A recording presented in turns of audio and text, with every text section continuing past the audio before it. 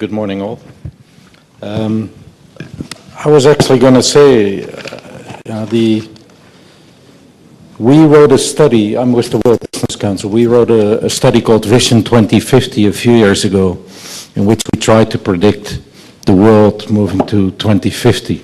We concluded then, in 2010, that the world was on an unsustainable trajectory, and that we needed a transformation of almost everything, energy, water, but also all the social aspects of society, to make the world sustainable. In that study, we called the first 10 years, which was 2010 to 2025, the turbulent teens.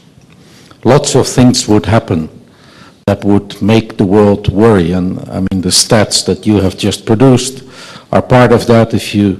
For those of you who occasionally travel to China, in China they've turned those stats into an app. Everybody who lands on Beijing or in Shanghai, the first thing you do is you open your app and you get this graph in your face, real time, that says very unhealthy. And that's one of the reasons actually that in China there's now a big social movement and pressure on the government to start changing these type of issues. And I think once, because I know here in India it's also being turned into an app, once it becomes so visible, so inescapable that things are on an unsustainable trajectory, then there will come increased pressure on politics and at the end of the day also on business to make the change. The second part of that period, so 2020 all the way up to 2050, we call the transformational period. I actually think that we're not going to wait until 2020 for the transformation to happen. I actually think 2015 will go into the history books as the year in which the world started its transformation. And why do I say that? Because this year we're going to agree in New York in 2 or 3 weeks from now the Sustainable Development Goals. So 17 goals that basically will form the global political agenda on how we all together want to develop the societies on our planet. It looks at a whole range of issues, from poverty, health, gender equality, but also at climate, at energy, at cities, and so on, at governance structures. The second thing, of course, that will happen this year is later in the year, in December, we will all go to Paris and a global climate agreement will be struck. There will be an agreement, that by now is almost certain.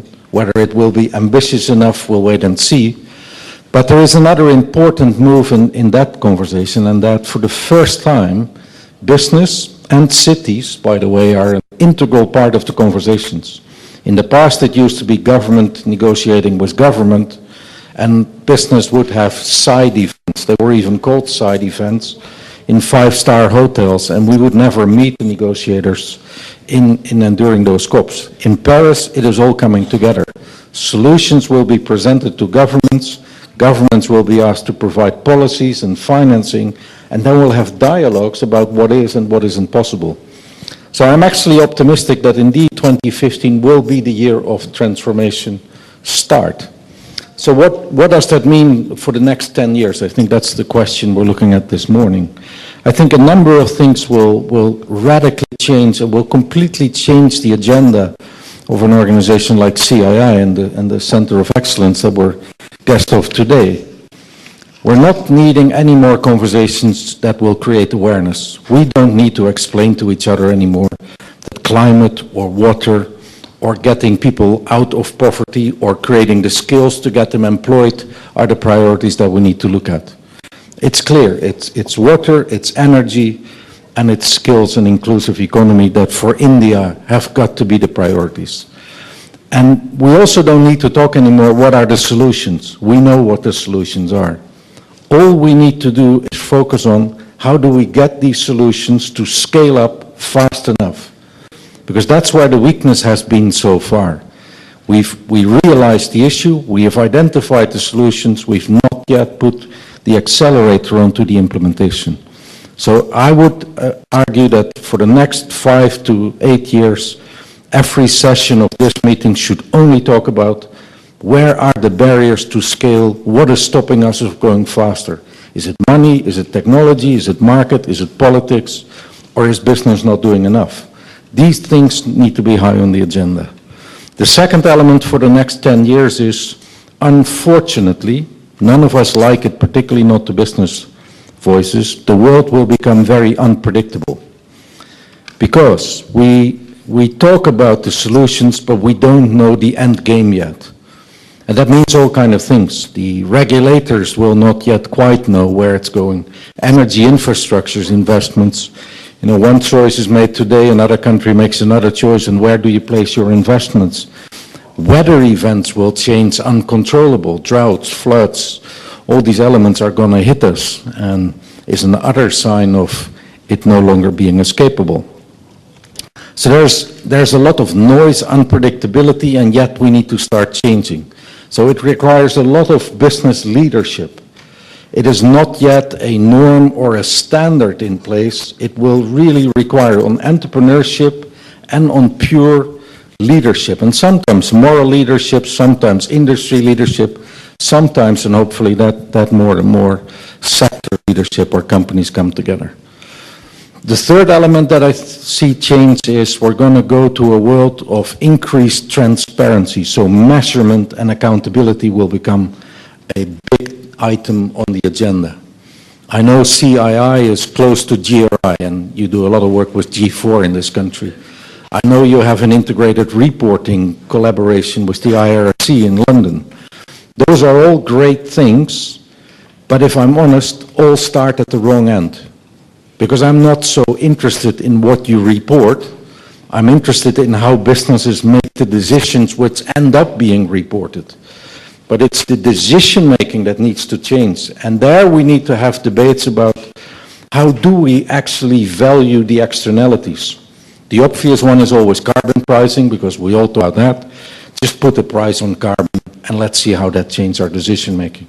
Even if there isn't an official carbon price yet, start using shadow carbon pricing. Water pricing will be the next one, and so on.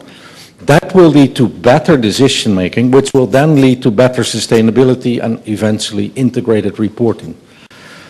I think in the next 10 years, so if we're here in 2025, I would hope we're very close, and maybe we have already achieved the situation that integrated reporting, supported by standardized natural and social capital protocols, will have become the norm and may even have become mandatory. That would be the ideal speed of doing it. But the next 10 years is building those protocols, all companies and all business leaders getting comfortable using them, and then hopefully in 10 years from now we can have a debate about let's just make every company do it. Was this 10 minutes? I don't know, Anyway, quickly, the last two things in the next 10 years, therefore, governance will completely change. Political, national, and global regulation will come into place. So today we're starting debates about carbon pricing. Every country has its own solution. Here in India, there's a lot of implicit carbon pricing. Other countries will go for other variations. In 10 years from now, hopefully we're having real conversations. How do we move towards a global system for this, to create level playing fields and all these type of things. Company governance will change. If integrated reporting becomes mandatory, boards have to have a much bigger say on these topics. That type of stuff will change. And lastly, and then I'll stop, but I've spent the last 2 days in India. We had lots of meetings with CEOs and CSOs of companies, and I'm incredibly impressed and inspired by what I see. I know, and I'll give you the international perspective because I'm from out of India.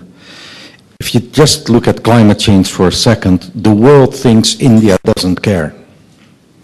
And why does the world think that? Because the Indian government has so far been rather reluctant to take a position in the road to Paris. And we can all understand the reasons why. You don't want the West to tell you what to do. We understand that. But the world thinks India is reluctant. When I'm here on the ground, when I meet business leaders, when I look at what companies are doing here, I get incredibly inspired. There's a lot happening. There are lots of plans. I would hope that Mr. Modi, when he comes to Paris, has a lot more to say than he has said so far. But irrespective of that, I know that the change in the Indian business community is happening, and will come to solutions that the world needs. Because I know sometimes here in India, you tend to say, again, climate change. We haven't caused climate change. It's the West who has done that. So why are you giving us a hard time? And I respect that. But the flip side of that, without India, climate change can't be solved. With the amount of people, the development that this country will go through, you have to go to a sustainable solution. And if you do that, then I have one other statistic for you which will give you a lot of hope. In 2100, 40% of the population in the world will live in Africa. 40% of the world will live in Africa. These guys have no idea how to even build infrastructure or governance or anything. If India can build a sustainable model for an inclusive economy based on renewable energy, the market called Africa will open up for you. And in 10 years from now, and that's my last words, in 10 years from now, the Indian competitive position in the global community will have completely changed for the good.